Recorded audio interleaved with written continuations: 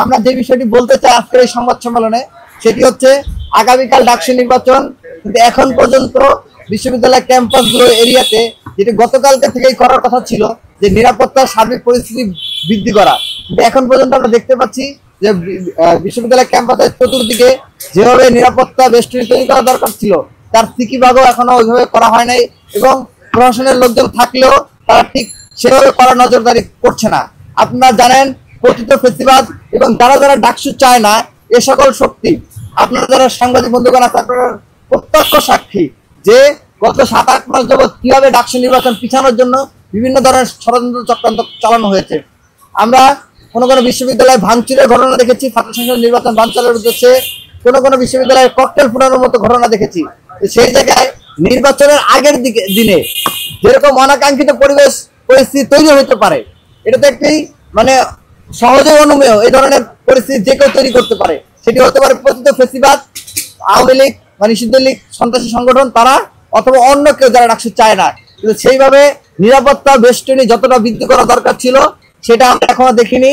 আমরা আপনাদের মাধ্যমে দাবি জানাবো যে দ্রুততম সময়ের মধ্যে বিশ্ববিদ্যালয় এরিয়া যাতে নিরাপত্তা সার্ভেলেন্সের মধ্যে নিয়ে আসা হয় এবং নিরাপত্তা কঠোর থেকে আরো কঠোর করা হয়।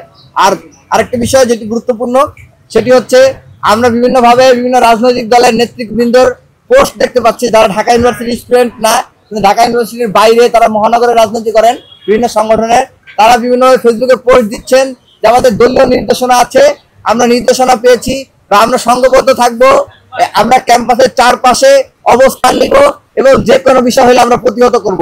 এরকম স্পষ্ট সুস্পষ্ট ভাষায় হুমকি দেওয়ার ঘটনা আমরা দেখেছি ইতিমধ্যে।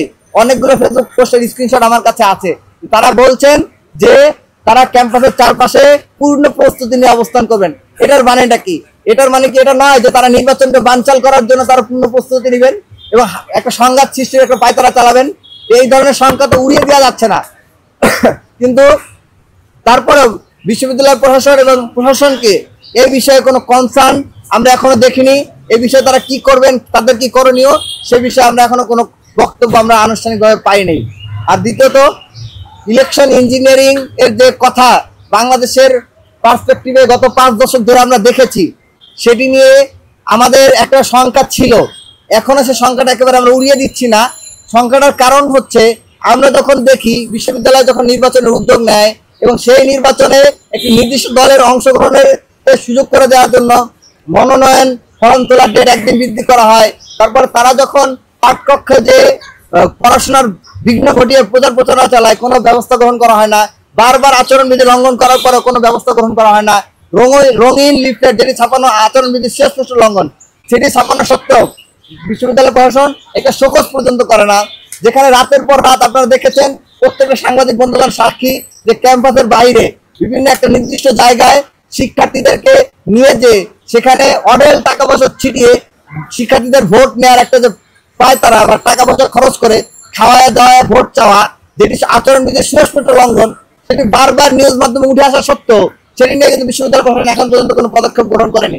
আমরা মনে করি বিশ্ববিদ্যালয় প্রশাসন তার যতটুকু শক্ত থাকা দরকার ছিল সেখানে এখনো অনেক বেশি ঘাটতির জায়গা রয়েছে এবং কোন আচরণবিধি লঙ্ঘনের ব্যাপারে বিশ্ববিদ্যালয় প্রশাসন এখন পর্যন্ত একটা শক্ত করে পদক্ষেপ গ্রহণ করতে পারে নাই। আপনি নট এ সিঙ্গেল একটা উদাহরণ দেখাতে পারবেন না যেখানে বিশ্ববিদ্যালয় প্রশাসন আচরণবিধি লঙ্ঘনের ব্যাপারে শক্ত পদক্ষেপ গ্রহণ করছে, এরকম কোনো ঘটনা নাই। বিশ্ববিদ্যালয় প্রশাসন শুধু 2-1টা ক্ষেত্রে শোকজ করার মাধ্যমে তাদের দায় মুক্তি তারা নিয়েছে বা দায় সারা একটা কাজ করেছে, কিন্তু অনেক ক্ষেত্রে শোকজ করার ঘটনা আমরা দেখি নাই।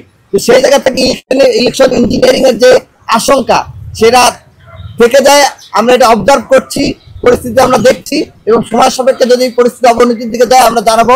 তবে বিশ্ববিদ্যালয় প্রশাসন যে গণনা পদ্ধতি এলইডি স্ক্রিনের মাধ্যমে দেখানোর সিদ্ধান্ত নিয়েছে, তাদের এই সিদ্ধান্তটাকে আমরা ইতিবাচকভাবে দেখতে আমরা সাধুবাদ জানাচ্ছি।